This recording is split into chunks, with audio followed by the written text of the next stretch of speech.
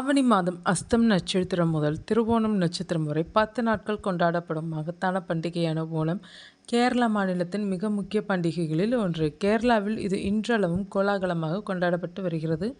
ஓணம் கொண்டாடப்படும் அன்று மக்கள் தங்களது இல்லங்களில் கடவுளை வரவேற்கும் விதமாக வாசலை பூக்களால் அலங்கரித்து புத்தாடை அணிந்து கொண்டு கோவிலுக்கு சென்று வந்து இனிப்புகளை அண்டை வீட்டாருடன் பகிர்ந்து கொண்டு மிக சிறப்பாக கொண்டாடி மகிழ்வார்கள். இந்த ஓணம் பண்டிகை வெகு விமர்சையாக கொண்டாடுவதற்கு காரணம் ஒரு அரக்கன் என்றால் நம்ப முடிகிறதா? என்ன அரக்கனா என்கிறீர்களா? ஆம், அரக்கன்தான். அவர்தான் மகாபலி சக்கரவர்த்தி. இவரின் கதை என்ன என்பதை பார்க்கலாம். புராணத்தில் பிரகலாதன் கதை என்ன என்பதை நாம் அறிவோம். பிரகலாதன் ஒரு அரக்க வம்சத்தில் பிறந்தவன் என்றாலும் விஷ்ணு மேல் பக்தி கொண்ட காரணத்தால் நரசிம்மரிடம் ஆசை பெற்றவர். இவரது பேரன்தான் மகாபலி சக்கரவர்த்தி. இவர் மிக சிறப்பாக நாட்டை ஆட்சி செய்து வந்தார். இருப்பினும் இவரது ஆட்சியில் தேவர்கள் ஒடுக்கப்பட்டனர்.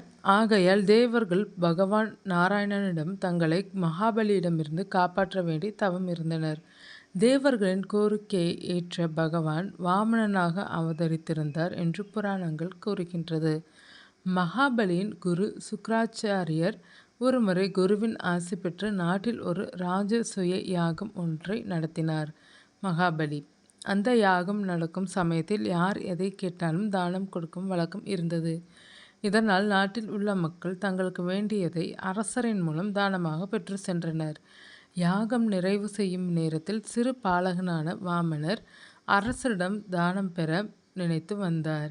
மகாபலிக்கு பாலகனான வாமனரை பார்த்ததும் அவரை அறியாமலேயே மனம் மகிழ்ந்தது. தானே தனது இருக்கையிலிருந்து இறங்கி வாமனனிடத்தில் வந்து, குழந்தாய், யாகம் முடியும் வரை தருவாயில் யாசகம் கேட்டு வந்திருக்கிறாய். நீ வேண்டுவதை கேள், நான் தருகிறேன் என்றார். ஆனால் மகாபலியின் குருவான சுக்ராச்சாரியருக்கு வந்திருப்பது ஸ்ரீமன் நாராயணன் என்பது தெரிந்திருந்தது. ஆகவே மகாபலியை தடுத்தார்.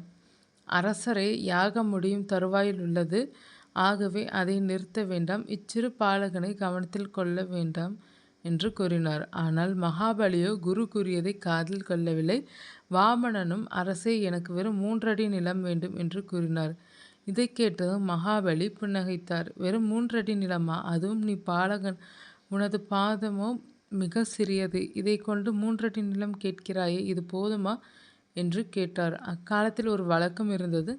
அதாவது தானம் கொடுப்பவர் தானம் பெறுபவருக்கு தனது கையால் நீரை தாரை வார்த்து கொடுத்தால்தான் தானம் கொடுக்கப்பட்டது என்று உறுதியளிக்கப்படும். தானம் பெறுபவர் அப்பொருளை தனதாக்கி கொண்டு விடலாம். இந்த வழக்கத்தின்படி வாமனன் கேட்ட 3 அடி நிலத்தை தாரை வார்த்து கொடுப்பதற்காக கமண்டலத்தில் உள்ள நீரை மகாபலி கொடுக்க போனார். அப்போது சுக்ராச்சாரியர் தனது கண்ணை ஒரு வண்டாக்கி கமண்டலத்தின் வாயிலை அடைத்து விட்டாராம். இதனால் நீர் கமண்டலத்தை விட்டு வெளியே வரவில்லை. இதை அறிந்து கொண்ட வாமனன் தன்னிடம் இருந்த தர்ப்பை புல்லை கொண்டு கமண்டத்திலிருந்த வண்டை குத்தினார். இதில் சுக்ராச்சாரியருக்கு ஒரு கண் குருடானது. தன் தவறை உணர்ந்து கொண்ட குரு சுக்ராச்சாரியர் அமைதியானார். பிறகு கமண்டலத்திலிருந்து நீரை கொண்டு வாமனன் கேட்ட 3 அடி நிலத்தை தாரை வார்த்து விட்டார் மகாபலி. அடுத்த நொடி பாலகனான வாமனன் விஸ்வரூபமாக வளர்ந்தார். தனது ஒரு காலால் உலகத்தையும் மறு காலால் மேலோகத்தையும் அளந்தார். இதை கண்ட மகாபலி வந்திருப்பது நாராயணன் தான் என்பதை அறிந்து கொண்டு அவரை வணங்கினான். வாமனனும், மகாபலி, நீ தானமாக கொடுத்த 3 அடிக்கு நிலம் எங்கே என்று கேட்கவும் மகாபலி 3வது அடிக்கு தன்னையே அவரிடம் ஒப்படைத்தார். பிறகு மகாபலி மேல் கருணை கொண்ட வாமனன், உன்னை பாதாள உலகிற்கு அரசனாக்குகிறேன். அங்கு உனது அரசாட்சியை வைத்துக்கொள் என்று கூறினார். இதை கண்டு மகிழ்ந்த மகாபலி வாமனனாக வந்த விஷ்ணு பகவானிடத்தில் ஒரு வரத்தை கேட்டார். நாராயணா, என்னத்தான் இருந்தாலும் இங்குள்ள அனைவரும் எனது குடிமக்கள். நான் இருந்தவரை இவர்களுக்கு ஒரு குறையும் இல்லாமல் காத்து வந்தேன். ஆகவே இவர்களின் நலன் கருதி வருடத்தில் ஒரு நாள் நான் பூலோகம் வந்து இவர்கள் மகிழ்ச்சியுடன் இருப்பதை பார்க்க அனுமதிக்க வேண்டும் என்று கேட்டார். வாமனனும் வரத்தை வழங்கியதாக புராணங்களில் கூறப்படுகிறது. அதன்படி பாதாள உலகை ஆட்சி செய்து வரும் மகாபலி அரசன் ஓணம் அன்று பூலோகத்திற்கு வந்து மக்களின் நலனை பார்த்து செல்வதாக ஐதீகம். இந்நாளையே கேரளா மக்கள் ஓணம் பண்டிகையாக கொண்டாடுகிறார்கள்.